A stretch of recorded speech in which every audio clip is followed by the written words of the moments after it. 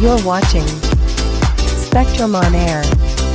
XPTV3.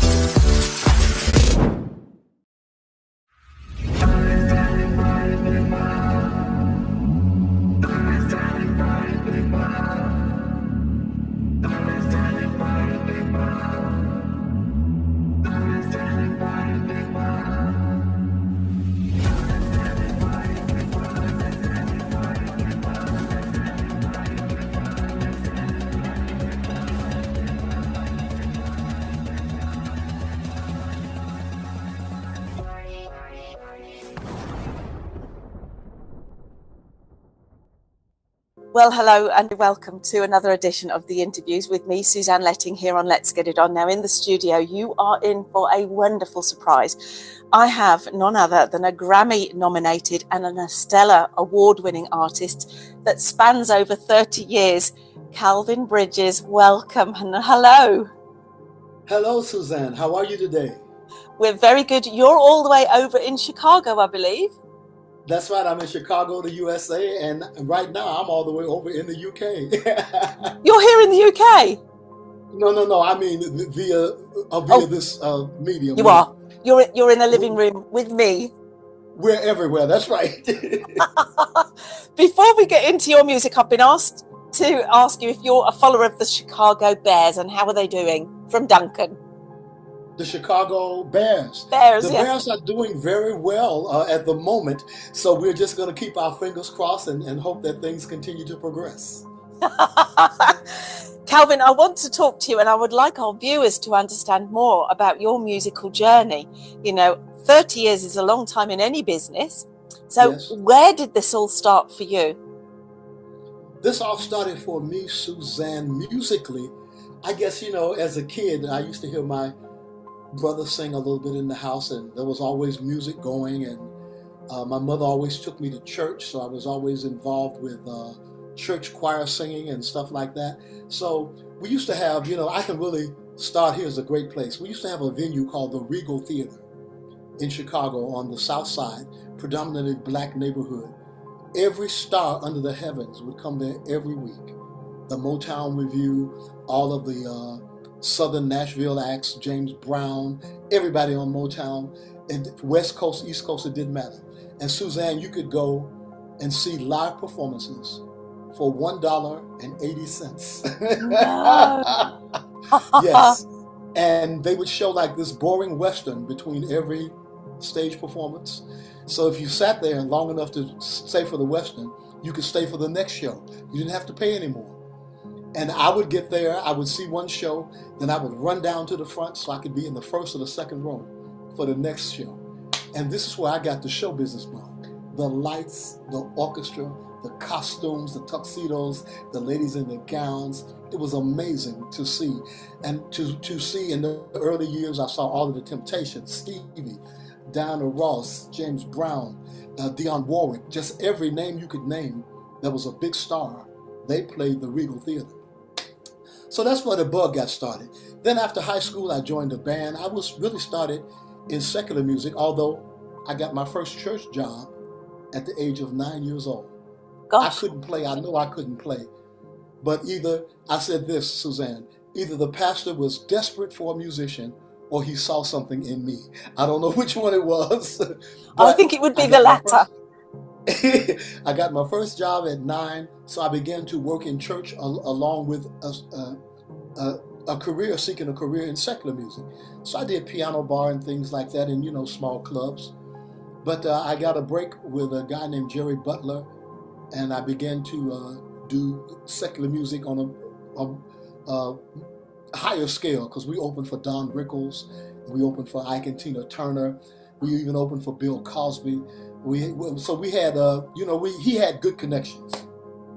Okay, so fast forward to that. Through him and that connection, I met Kenny Gamble from Gamble, Huff and Bell in Philadelphia. And if you know anything about R&B music, well, next to Motown, they are the standard, the pinnacle. And Kenny's motto is, "Our music will live forever," and it does. So we could go on and on about his artists. Well, long story short, I was signed as a writer and an artist.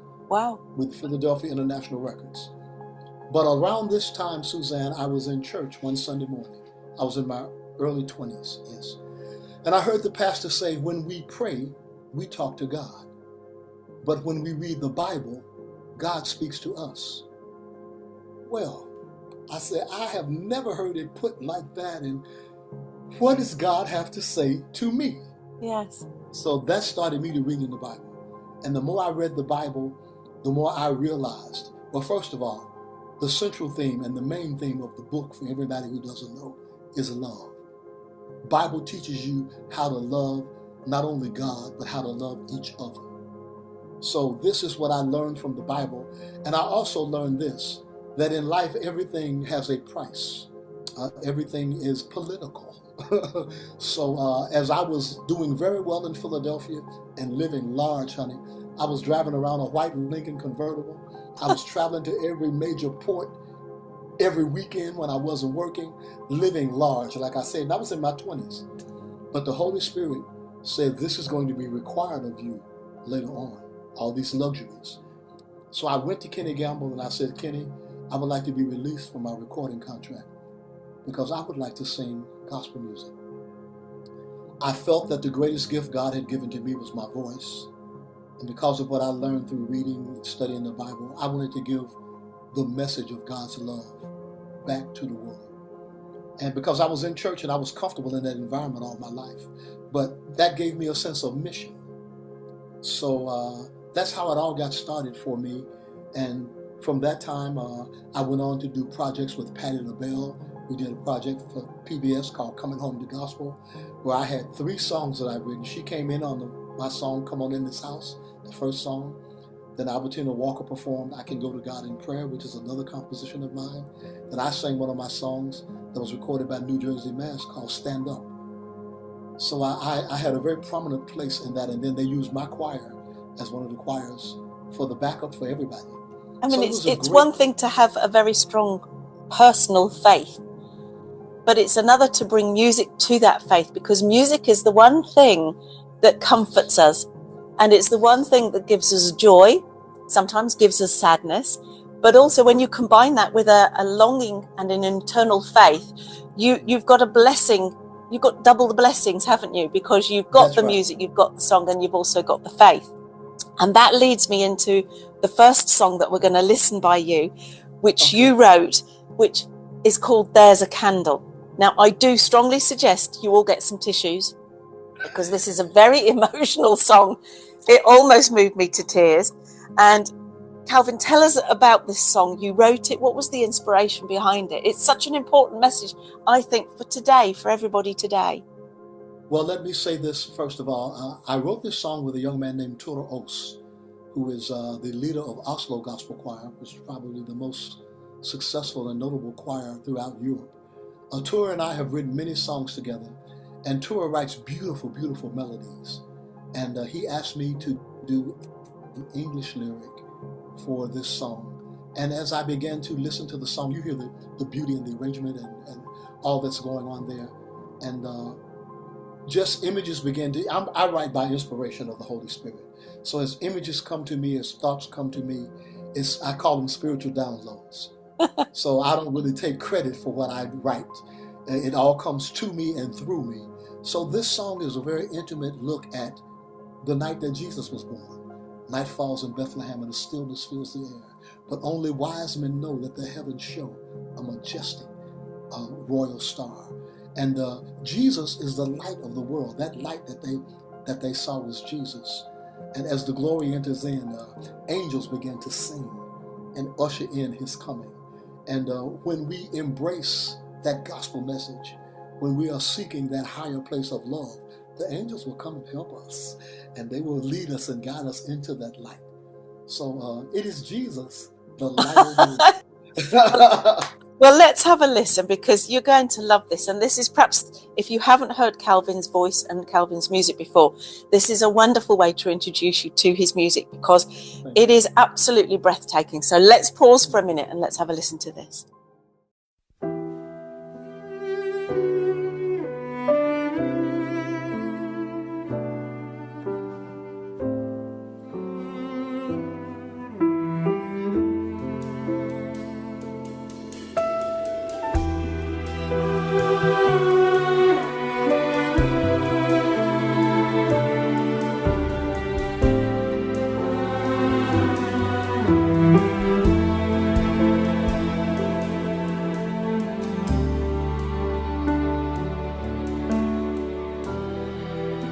night falls in Bethlehem,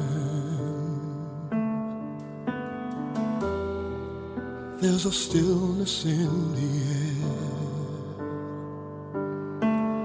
Only wise men know that the heavens show a majestic royal star. And as the glory enters in, angels bring goodwill to men,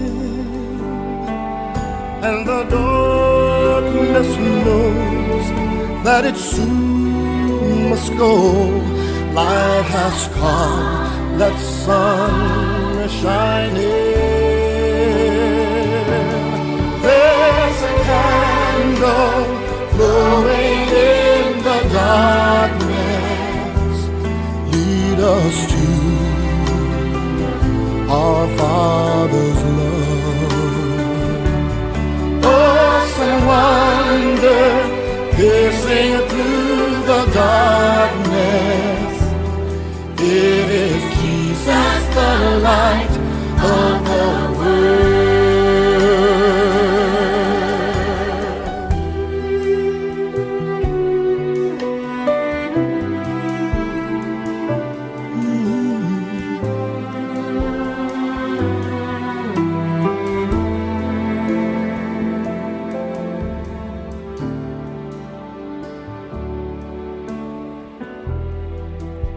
Have you heard the joyful sound?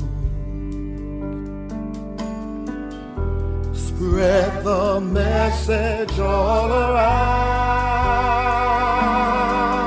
that the King has come, God's anointed Son, with power to free the captives now. There's a candle glowing in the darkness. Lead us to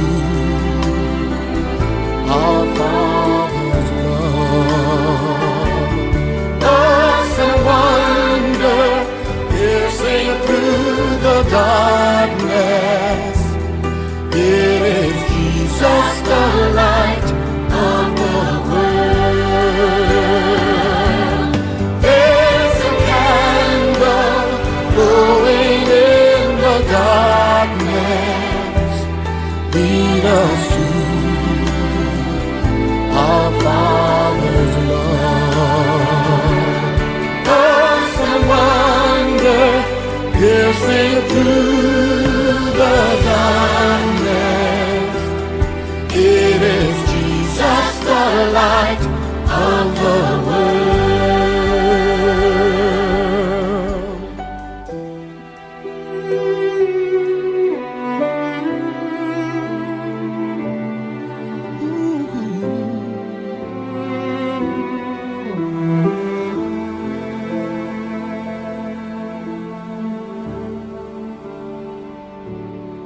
There's a candle.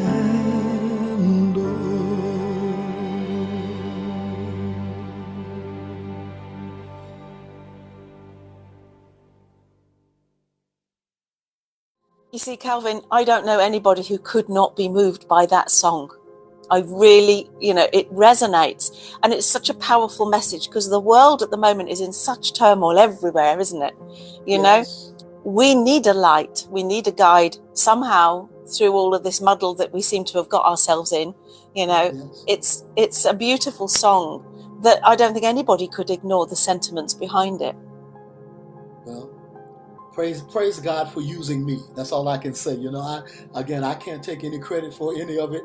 I'm just a vessel, and I'm a very grateful vessel to be used in this way to bring a message, a melody that will resonate with you from around the world and other people all over the world.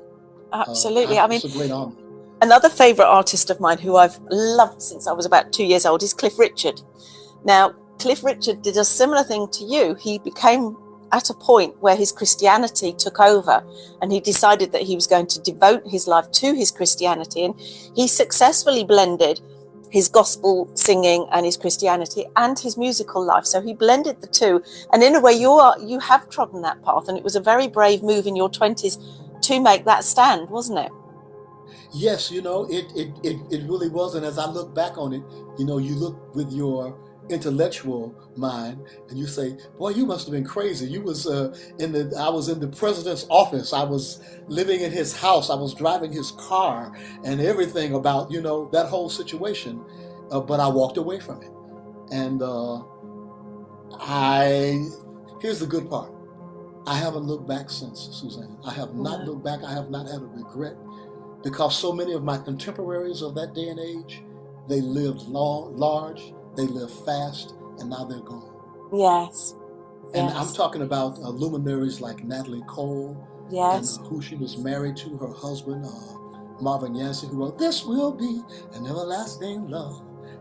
These are people that I grew up around and were in the business with. But all them folk are gone now, and God still has me here for There's a Candle. And it's all you still have work to do. There is no let up for you, because you've still got to write some beautiful songs. We're going to listen to a second one now, and it's quite apt because it is Christmas, and it's called That's What I Want for Christmas. Now, I was listening to this again today. I was walking along and I was listening to all of the lines, and all of us will be doing exactly what you're saying in this song. We'll be unwrapping the presents. We'll be wrapping them. We'll be having family members round. We'll be celebrating the joy of family, won't we? Yes. All of us. Yes. Yeah, that's so important to me, because I come, I'm amused as I say this, because who doesn't? I come from a very dysfunctional family. So the images that you see in this video are family, but they're also very close and dear friends. And when I say that, the marvel of God, the house where we shot the video for that movie, I just met those people that day. Yeah. Oh, really? Yes. They were a connection through a very dear friend. So people with open hearts, and people who, all of the children are some of my nieces and nephews, but they're also children of friends of mine. So, so God just brought us all together and put the story together and allow me. That's one of the things I love to do, is I love to bring visual images to my lyrics and to my story, because I also love to include all races and ethnicities, and we're all flowers in the garden, baby. Absolutely, absolutely.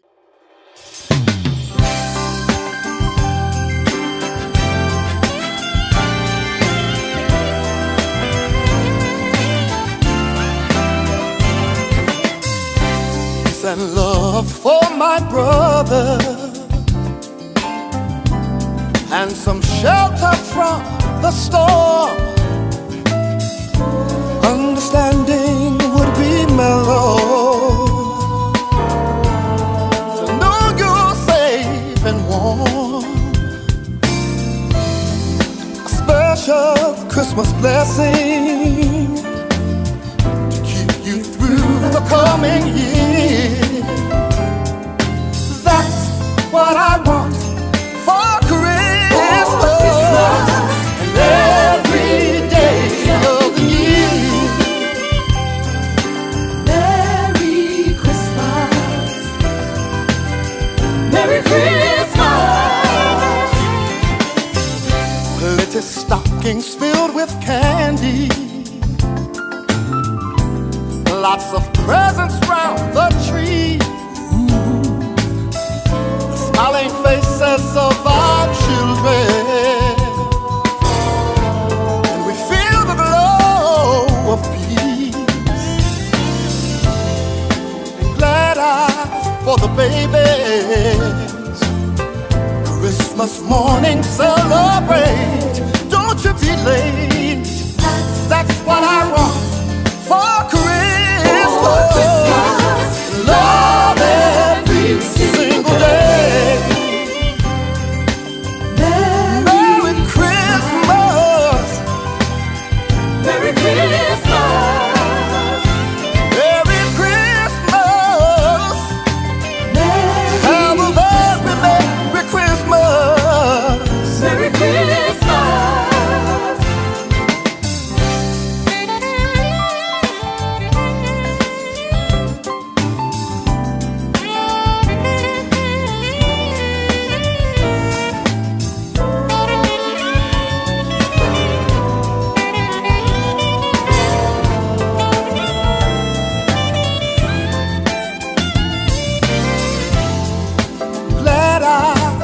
baby. Friends and family far and near, so glad you're here. That's what I want for Christmas. And every day of the year. Merry Christmas. Yeah. Merry Christmas. Merry Christmas. Have a Merry Christmas. Merry Christmas. Everybody all over the land. Merry Christmas. Tell somebody. Merry Christmas. Reach out your hand, make a friend, say Merry Christmas. Have a Merry Christmas. Merry Christmas. Hey. Have a Merry Christmas. Merry Christmas.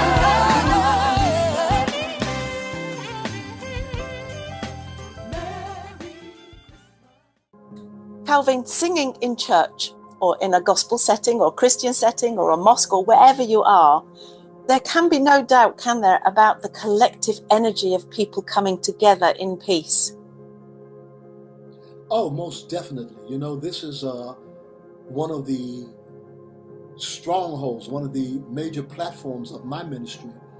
I'm not concerned with what church you go to, what denomination you are, and quite honestly, what you believe. It is my mission to share who I am and to share the love of Jesus, to share the light of God's love, that He shines on everybody. Everybody is a beneficiary is a beneficiary of waking up each day, God supplying our need, and He's called us to be the reflection of Him, to be the reflection of love and light, and that brings peace, that brings joy. And people say, you know, Calvin, you're always so happy. No, Yeah, I know. That was something I was going to say to you. You're always so happy. I'm not always happy, Suzanne, but I always have joy. Yeah. I have the joy of the Lord, because when you take a real inventory of life, particularly your life, you can look to your left and to your right, to your neighbors, even into your family, and you can see people who are struggling, who are battling depression, who are battling illness, confusion in the home, addiction, whatever it might be. And you look at yourself and you say, God, thank you. Thank you for blessing me. Thank you for giving me peace. Thank you for supplying my need and allowing me to be a blessing. I had a African pastor that was so funny. These are slangs, but he says, listen, when your broke friends come to you and try to get a loan from you, realize that you are blessed. You know, and it's true. You may not have much yourself, but if people come to you, you know, you are blessed. So I realize how blessed I am, and this is why I cannot help but share that blessing and pervade that blessing. And you do in an abundance. You know, you're such a physical energy.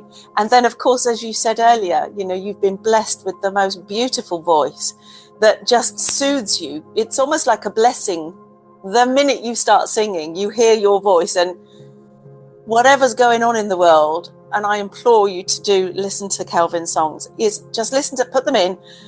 You will instantly feel calmer, because what you are, and I don't know how to verbalize this, but your intent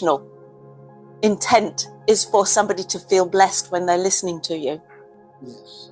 And that comes through every line, every lyric, and every way that you phrase the songs in that way. It's like receiving a blessing wherever you are. Wow. Thank you so much, Suzanne. I appreciate you sharing that and expressing it the way that you do. Now I'm going to flip the script and go to church on you, particularly the Black church, well, even the Christian church. We call that the anointing. That's God's presence coming through the vessel. So it ain't me that's soothing and beautiful and wonderful, because my voice is, oh, Jesus. But when you come, I always come with a heart out. Before I do anything, I say, Lord, let me decrease and you increase. So then I know that whatever's coming through me is going to be blessed. It's going to reach somebody. It may reach one. It may reach 1,000 or 10,000. But I know that it's going to have an impact because you said it right the way you said it, intentional. I write intentionally. I perform intentionally because it's my desire to reach that heart. And you do. I'm sure you do. Well, we know you do. We know you do. Now, we've got, again, probably this is a nice fitting one for us to, so we've done There's a Candle. That's so all about the love, because that is what you are, all about the love, the inner joy that you are sharing with your path, your journey, your chosen journey that you've chosen to do. You want to share that with everybody else. And I think this song probably says it all, doesn't it? It's all about the love. I truly do hope so. This is a song that it means so very much to me because of where the world is today. There's so much division and so much propaganda and so much delusion in the world today, and so much mendacity. That just means there's a lot of lying going on. People say one thing and do another. People are so disingenuous, and then people are power hungry, selfish. So to realize that you didn't get where you are by yourself, and you didn't achieve what you have achieved without someone paving the way, someone opening a door. Yeah, you had to walk through it. You had to have the talent or the education, whatever, to pursue that and to gain a position in it, but somebody helped you along the way. So all about the love is about showing love, valuing our seniors, teaching our children, and realizing that how much we need one another.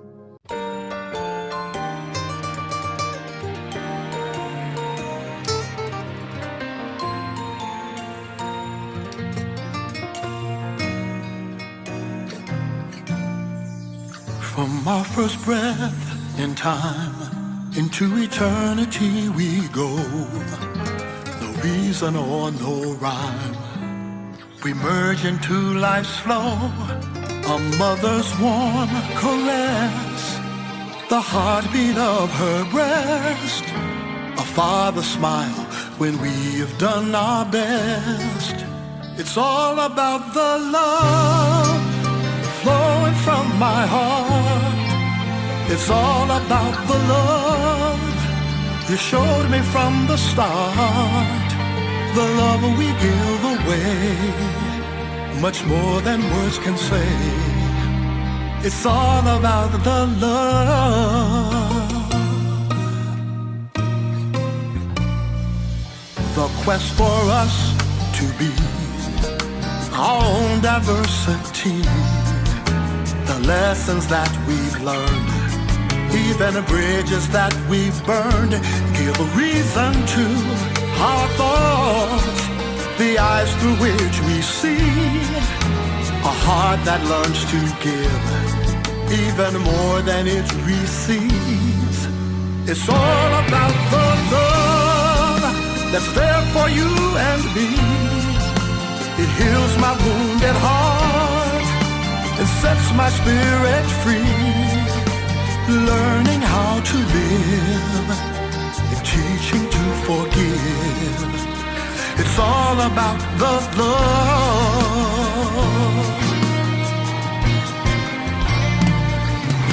As strangers we began, but through the test of time, a bond is forged between us. Now love like yours and mine.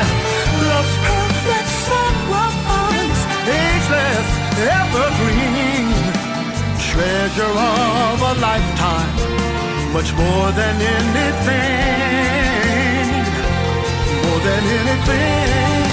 It's all about the love flowing from my heart.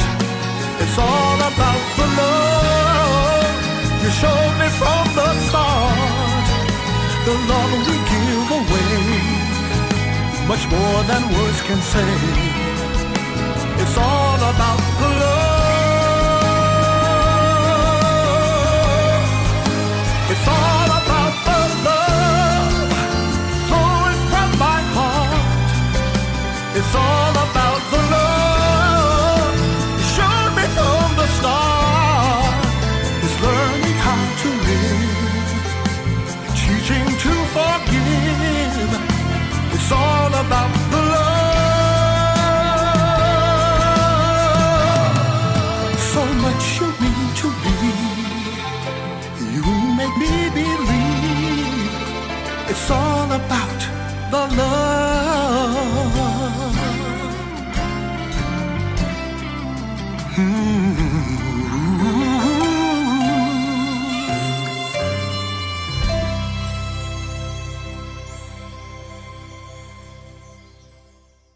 Calvin, everything in the world is connected.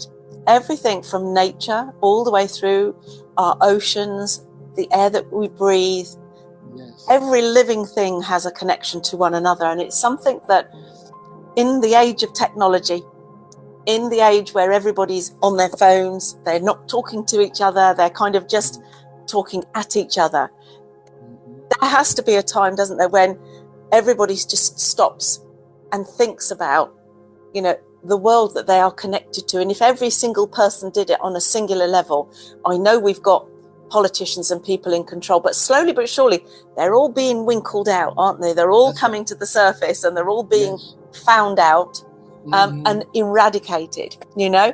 But collectively as a human race, if we connect to nature, if we connect to the things that nurture us, be it faith, be it nature, be it whatever, then together, collectively, I'm sure the world would be a better place. Maybe that's a naive comment. Most definitely. You know, everything that you're saying is what I believe will help cure mankind on planet Earth. When we just continue to, when we acknowledge the fact that we breathe the same air, and if you pollute the air, that's affecting me. And it's all about what comes out of you. That's what's going to really matter. What you feel and what you think about someone else, all of those things, how you react to other people, it's cyclical, reciprocal. Whatever you plant, I say, is going to come back. And it always comes back multiplied. And if it's good things, it comes back blessed and multiplied. But if it's not good things, it still comes back multiplied. Yes, it does. Yeah. As one seed and comes up as one plant. So, you know, this is the law of the universe. You know, not even in a religious sense. This is just the way it's planned and laid out. So. But we live in such a busy world, don't we? And our children have got caught up in this technical revolution where, you know, they are caught up with it. Their little brains are so busy. But I think the children that are being born today, they're much more aware of falseness, much more aware of, you know, bad intentions. They seem to be wired very, very acutely into their surroundings. And I don't think that's a bad thing, because they are our future at the end of the day. Absolutely. I think it's a very, very good thing. That's why it's so very important also, Suzanne. There's a line in All About the Love that says, teaching how to live and learning to forgive. This is where parents come in with those sensitivities. It's so important to nurture children and teach them what things to value. People may come at you with bad vibes, but you have to process that in a wise way, in a positive way, so that it doesn't turn into an instant offense and conflict. And usually when people are negative toward me, I honestly just begin to say a prayer for them, because that's their problem. It's not my problem. I'm not going to turn that into a negative energy toward you because you don't know how to respect or you don't know how to value. And oftentimes it's because people don't value themselves. They've never really been taught these things. So that's why it's so important for parents to share with their children and to be open with them, because they know, don't they? Children know when, you know, I always had a philosophy with my two, is that if they ask me a question, they must be ready for the answer. That's right. That's so true. And be honest. That's right. Be honest. Yeah. Yeah.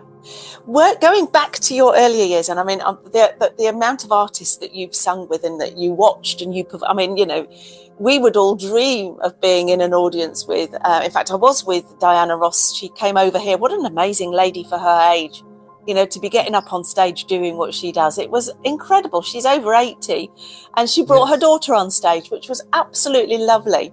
But all of these people, who would you say was the one that left you speechless and sort of, whoa?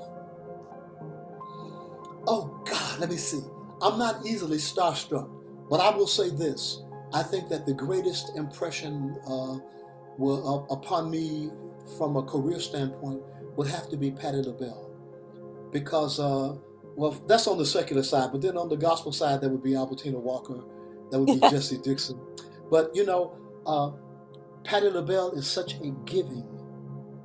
When you see who she is, when you see her on camera, is who she really is. My first encounter with Patti LaBelle was through her and her husband. I had done an album called Renew My Spirit, and from that I had released a single called Chosen. Girl, don't you know I got a letter in the mail from Patti LaBelle and her husband? A letter, a physical letter. We call it snail mail now. I got a letter in the mail, and the things they said, it was a fan letter. And I was just, Patti LaBelle wrote us a letter to me, and God will set you up too. I mean, even before that, I had an occasion to be in the audience at a play. She did a play called Your Arms Too Short to Box with God. Long story short, I was kind of singing in the audience. She came off the stage and began to lean over, and I was singing back and forth with her. Okay.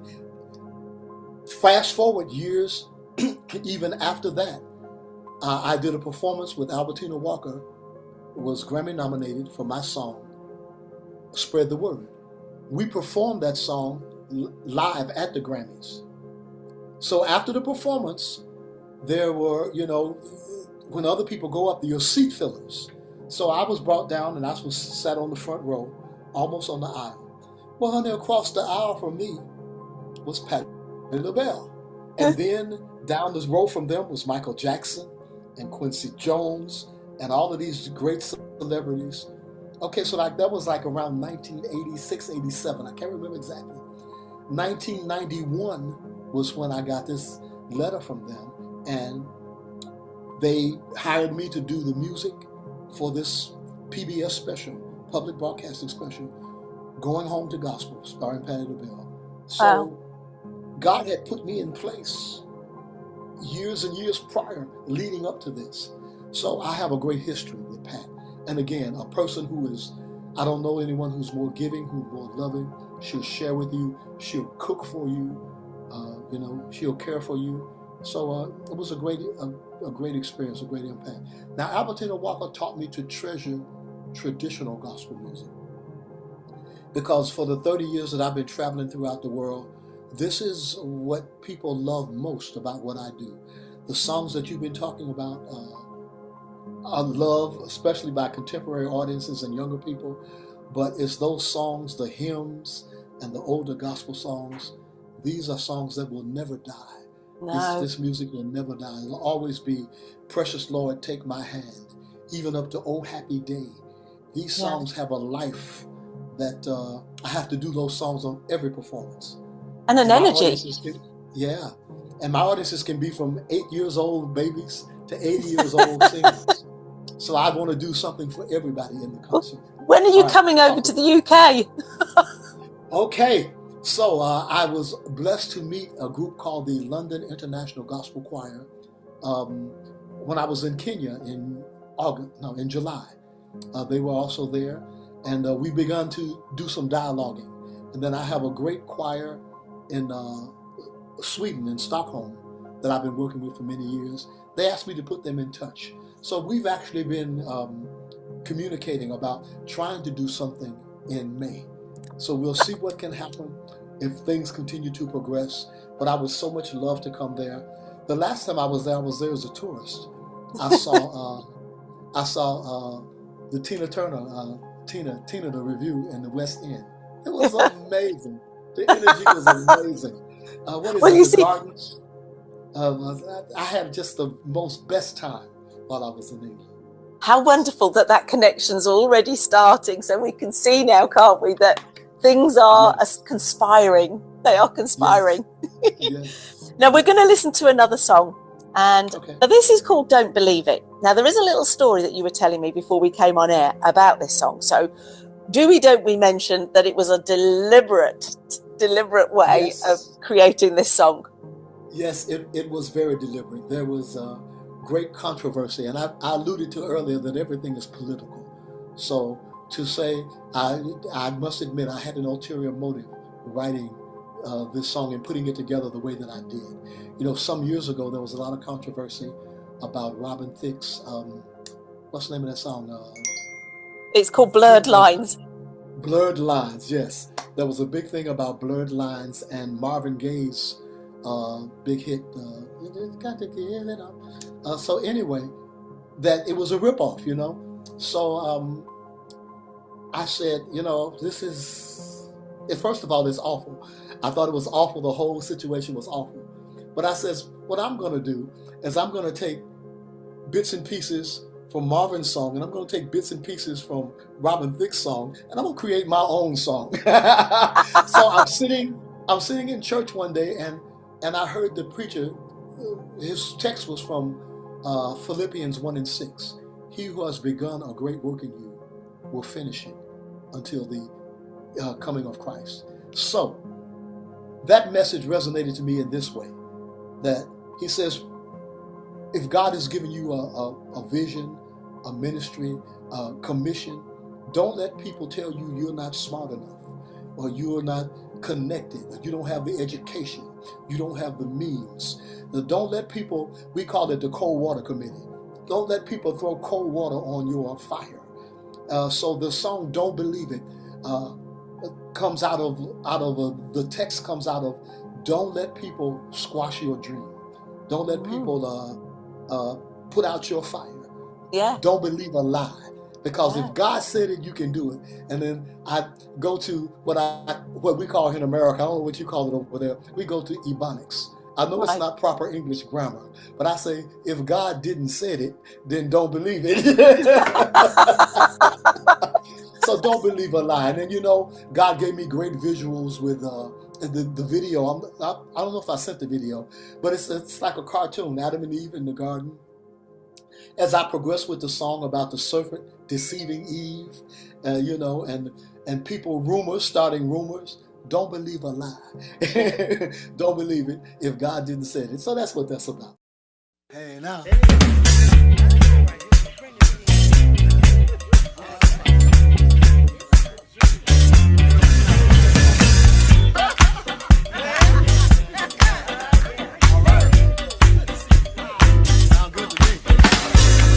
Adam and Eve were in the garden one day.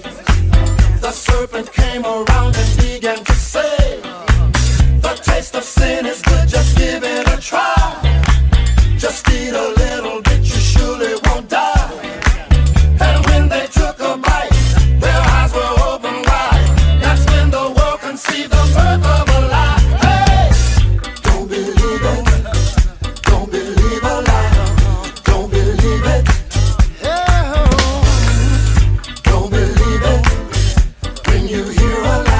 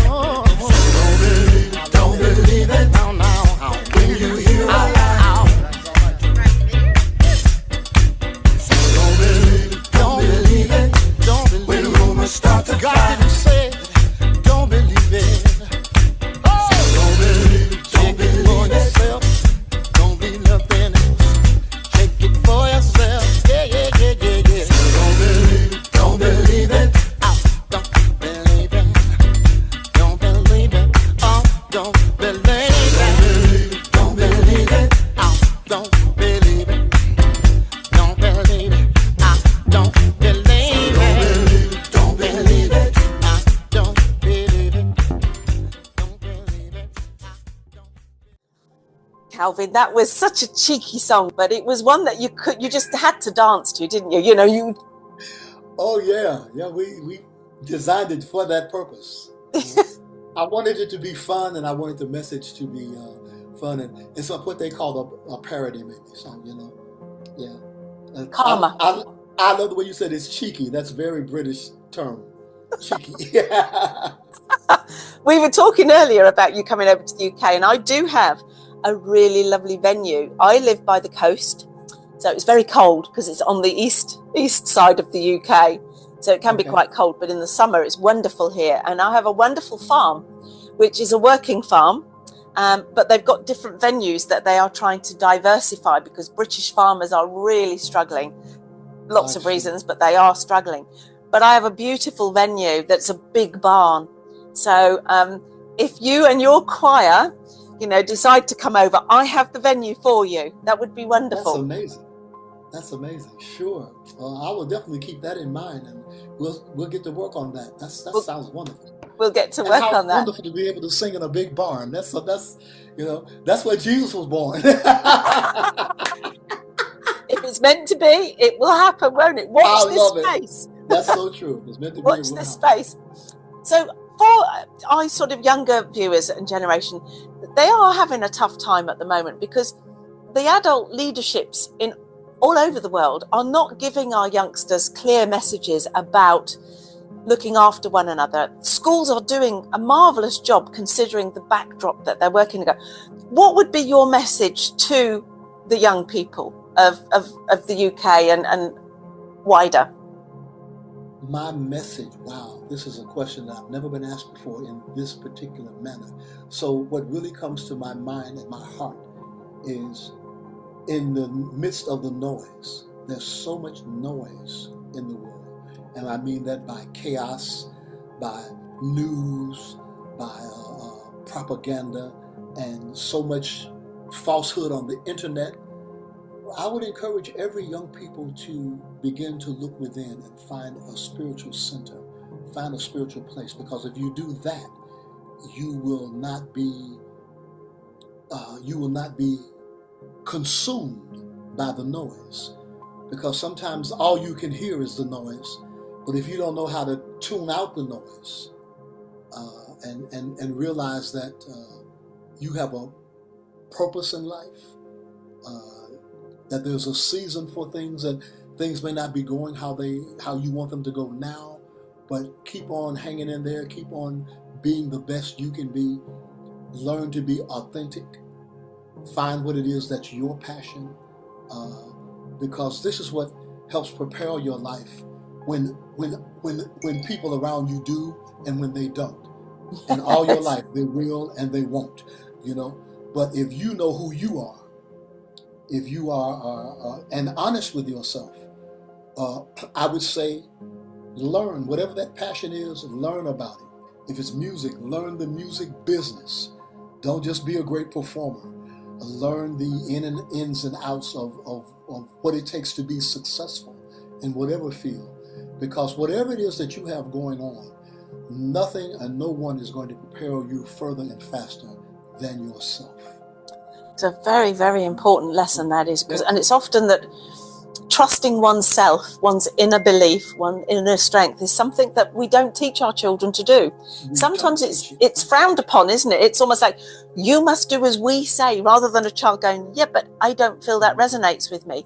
Allowing that child to breathe and to express that is something that adults have to learn to do. And the whole world is influenced by trends and influencers and other people telling you what's good and what's bad, and what to think and what not to think, and all of that kind of mess, which is deception and delusion.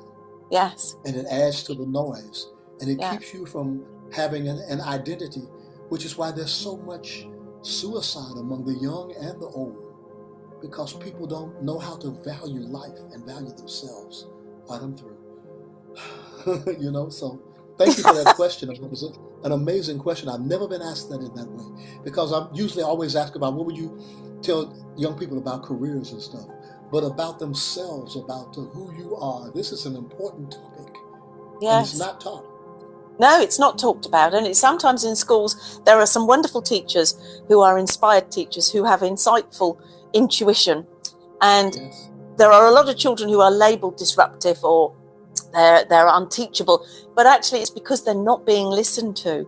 And a good teacher will listen, I think, to that child and think, why is that child questioning the world around them? And you learn how to relate to that person, that's right, on the level that they can understand and receive. Yes. Yeah, so let them shine. They are our future. There is nothing to fear from a child that is shining and sometimes pulls you up short. You know, it's lovely. It's a wonderful thing for it to happen. And you think, actually, they might only be 6 or 7, but they've got a point. You know, they've understood the world around them.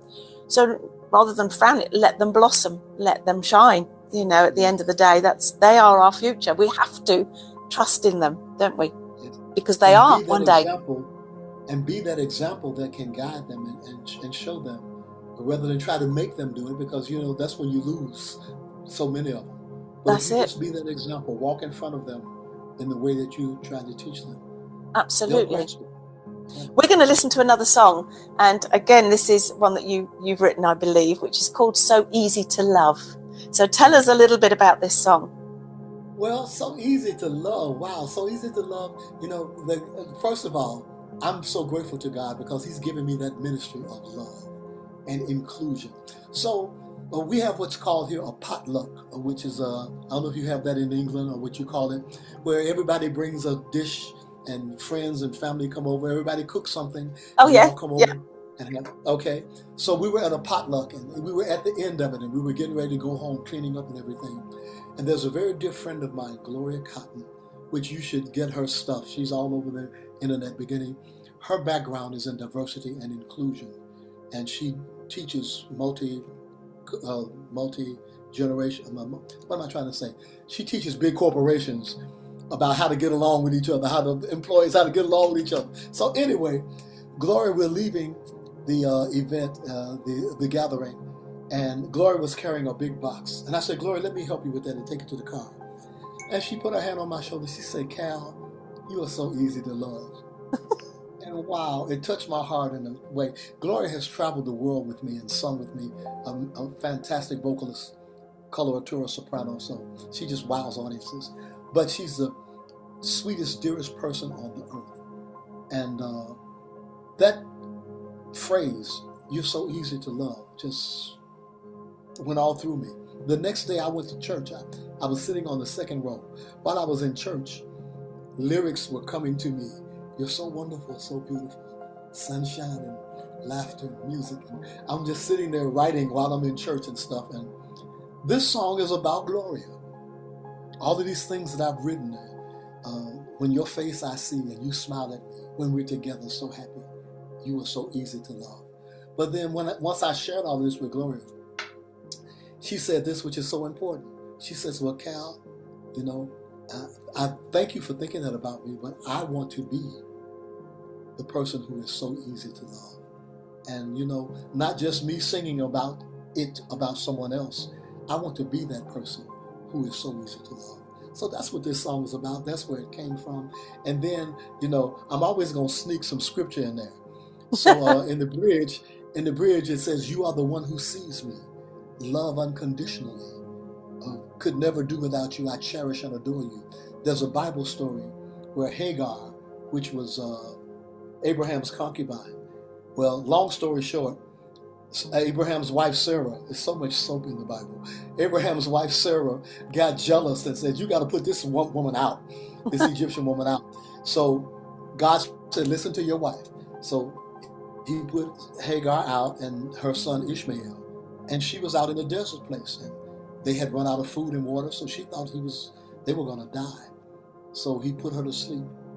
But the angel came to her and says, you know, I see you. I know what you're going through. Don't worry about it. I'm going to protect you. Your son is going to be a great king and great leaders of nations. So when the song says, you are the one who sees me, love unconditionally, God sees us. Ooh, he knows us.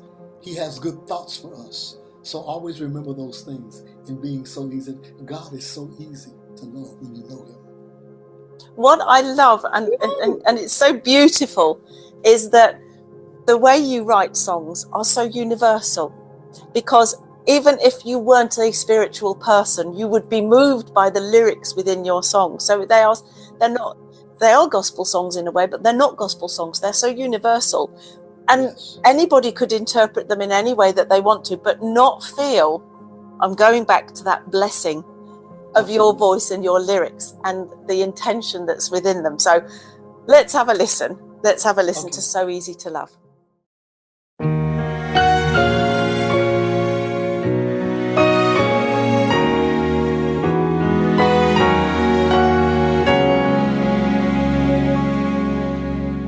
You're so wonderful, so beautiful, sunshine and laughter and music. You are so easy to love.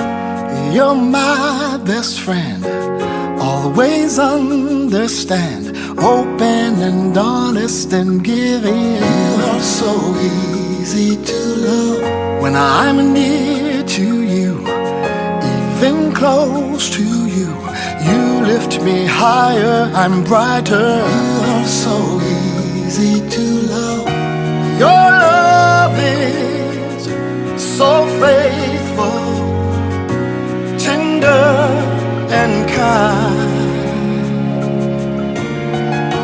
I love you forever, good times and bad times, no matter. You are so easy to love, so easy, so easy, so easy to love, so easy, so easy, so easy to love, easy to love.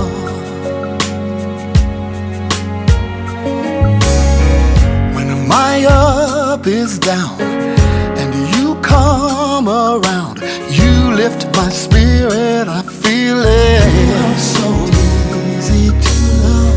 When your face I see and you smile at me, when we're together so happy. You're so easy to love. Passion live for joy, love's never a chore, always encouraging, loving. You are so easy to love.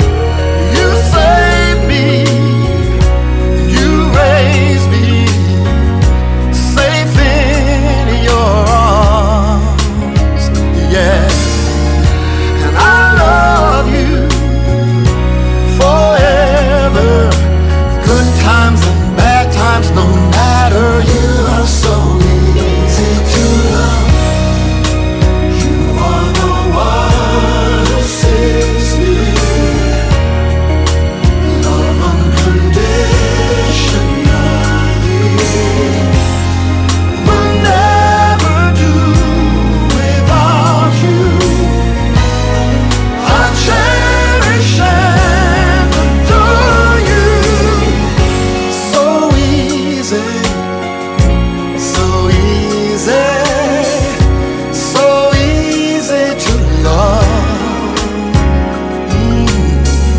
So easy, so easy, so easy to love. So easy, so easy, so easy to love. Yeah.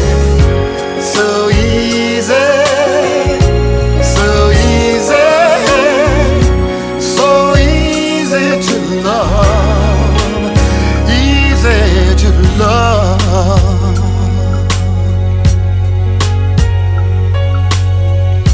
so easy.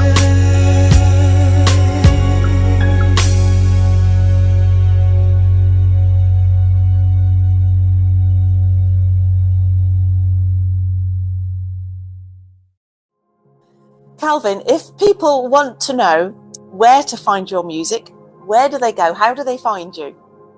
you can find my music. I'll start with my website, which is www.calvinbridges.org. That's Calvin Bridges, one word, .org. Now, every major music platform, Spotify, Apple Music, Pandora, Tidal, Amazon, ABC to Z. If you want to find Calvin Bridges, you can find me. Just put my name in the search, put any one of my titles in the search, go to my YouTube channel, please subscribe. Speaking of All About the Love has garnered 1.1 million views, the video, on Instagram. So Wow. I'm just elated about that. This song is all over the world. People are, and I have about 65,000 likes, 1,000 comments. So people are, it's resonating. They're This getting love, it. and we need this love message in the world today. We do, We need somebody absolutely. who's not ashamed and afraid to talk about it, and to encourage others to love, to show love, to be loved, to be who you are. Wouldn't the world be a wonderful place if it happened? But it starts with a small seed, and the Yes, flower ma'am. and the plant grows. It Yes, has to yes. start at the beginning. Yes. Absolutely. Calvin, I'm going to let you go now. It's been absolutely amazing to talk to you. Thank you so much for giving me your time today to sit and talk about Suzanne. your music, your wonderful music. And I'm going to keep my fingers crossed that we can get you over here into the UK with the choir. You know, we can lead you all up. And what an amazing night that would be. It would be absolutely wonderful. Absolutely. I know it's going to be wonderful. And I believe in God that it's going to happen, even as we are. The young people say now, we're going to manifest it.